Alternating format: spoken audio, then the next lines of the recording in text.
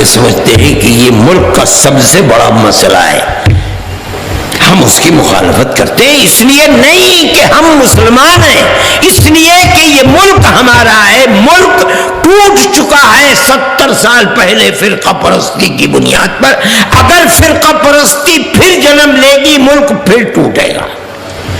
ہم اپنے اس ملک کی حفاظت چاہتے ہیں، ہمارے نزدیک کوئی مسئلہ نہیں ہے، اور لوگ یہ کہیں کہ نہیں ٹوٹے گا، میں کہتا ہوں بسم اللہ کے گنبد میں رہتے ہیں، اگر فرقہ پرستی ہوگی ملک ٹوٹے گا، ٹوٹ چکا ہے تو اب کیوں نہیں ٹوٹے گا؟ اور دیکھو، پڑھو اور دیکھو اور سوچو، انڈونیشیا ایک مسلم ملک ہے، اس میں ایک چھوٹے سے علاقے میں جس کا نام ہے تیمور، عیسائی اکثریت ہے، ساری عیسائی دنیا میں جو ساری دنیا کے باپ سمجھے جاتے ہیں، سپر پاور طاقت مل کر کے انڈونیشیا کو تقسیم کرا دیا اور ملک تقسیم ہو گیا۔ دیکھو جا کر کے سوڈان کو دیکھو، مسلم ملک ہے، اس کے جنوبی حصے کے اندر ایک چھوٹی سی جگہ ہے جہاں عیسائی اکثریت ہے، ساری عیسائی دنیا نے مل کر تقسیم کرا دیا، ملک تقسیم ہو گیا۔ اب ہم اپنے ملک کو بات کہتے ہیں، آج سے 70 سال پہلے جب ملک تقسیم ہوا، آزاد ہوا، ہندوستان کے اندر ایک بھی صوبہ اور اسٹیٹ عیسائی نہیں تھا۔ آج 70 سال گزرے ہیں، ہندوستان کے مشرق کے اندر ناگالینڈ، میزورم، میگھالیہ، اروناچل، یہ 4 اسٹیٹ اور بوڈو لینڈ اسی طرف چل رہا ہے۔ یا تو مکمل مکمل حکومت عیسائیوں کے ہاتھ میں ہے، یا عیسائی اکثریت ہے۔ اگر ملک ہندو اسٹیٹ بن جاتا ہے، جس کا دعویٰ فرقہ پرست لوگ کر رہے ہیں، کون مائی کا لال ہے؟ اگر انڈونیشیا نہیں بچا، سوڈان نہیں بچا، ہندوستان بچ جائے گا۔ ہندو کے ساتھ عیسائی نہیں رہ سکتا، ملک تقسیم ایک دفعہ ہو چکا ہے، ملک پھر تقسیم ہوگا۔ ہم چاہتے ہیں کہ تقسیم نہ ہو، ہمارا صرف ایک ہی مقصد ہے، اور ملک تقسیم نہ ہو۔ اتنی اقلیت، مسلمان ایک اقلیت 20 کروڑ، کرسچن اقلیت ہے کتنی 5 کروڑ، سکھ ایک اقلیت میں، جینی ایک اقلیت بیٹھی ہوئی ہے، ہریجن کہتا ہے ہم بھی ایک اقلیت ہیں، جتنے قبائل ہیں سب کہتے ہیں ہم بھی ایک اقلیت ہیں۔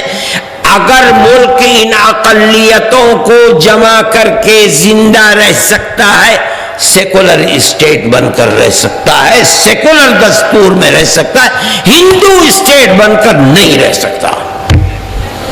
اس لیے ہم یہ سمجھتے ہیں کہ ملک کے لیے سیکولرزم کا ہونا ضروری ہے، ورنہ ملک میں امن و امان کو آگ لگے گی، گلی گلی کوچے کوچے اکثریت اور اقلیت کا خون بہے گا، امن و امان ختم ہو جائے گا۔ دیکھو اپنے دائیں اور بائیں کیا ہو رہا ہے۔ اگر وہ بری ہوائیں چل کر اس ملک میں پہنچ جائیں گی تو تمہارا کیا ہوگا اور ہمارا کیا ہوگا؟ اس لیے ہمارا مقصد حکومت تک پہنچنا نہیں ہے، ہم اپنے اس ملک کی حفاظت چاہتے ہیں، اور وہ حفاظت اگر ہو سکتی ہے تو صرف سیکولر اسٹیٹ بن کر ہی ہو سکتی ہے۔ یہ جتنا ظلم و تشدد ہو رہا ہے، جس کی مثالیں آپ دیکھ رہے ہیں، اور یہ لوگ جمع ہوئے ہیں، یہ صرف فرقہ پرستی وہ گن ہے جو ملک کو کھا رہا ہے، اور یہ لوگ نہیں سمجھ رہے ہیں کہ یہ اکثریت اور اقلیت کو کہاں دھکیل رہے ہیں، ملک کو کس غار تباہی کے اندر لے کر چل رہے ہیں۔ ان کی سمجھ میں بات نہیں آ رہی ہے، ان کی مت ماری گئی ہے، یہ ملک کدھر چل رہا ہے آج نہیں سمجھو گے تو کل سمجھ جاؤ گے کہ ہم جو کہتے تھے وہ صحیح تھا، جدھر یہ لے کر گئے تباہی کا راستہ ہے۔ ملک تو سیکولر اسٹیٹ بن کر رہے گا، اتنی اقلیتیں اس ملک میں ہیں کہ اگر ان اقلیتوں کو جمع کر دیا جائے تو جو اپنے آپ کو اکثریت کہتے ہیں اقلیت میں آ جائیں گے، تو کیسے ملک چلے گا؟ میرے بھائی، جمعیت علماء کا کام کسی اقتدار میں بیٹھی ہوئی پارٹی کے اندر کیڑے لگانا نہیں. ہمارا کیا، ہم کیا ہمیں اس جس کرسی پر ہمیں بیٹھنا گوارا نہیں، ہم کیوں اس کرسی کے بارے میں کہیں جو چاہے بیٹھ جائے. ہم صرف یہ چاہتے ہیں کہ ملک میں امن و امان ہونا چاہیے. اب سوال پیدا ہوتا ہے کہ اس فرقہ پرستی کا مقابلہ کیسے کیا جائے. تو میں جمعیت علماء کے پلیٹ فارم سے آپ تک اس آواز کو پہنچانا چاہتا ہوں کہ دیکھیے، آگ کو آگ سے نہیں بجھایا جا سکتا. یہ دنیا کا دستور ہے. فرقہ پرستی کو فرقہ پرستی سے نہیں مٹایا جا سکتا.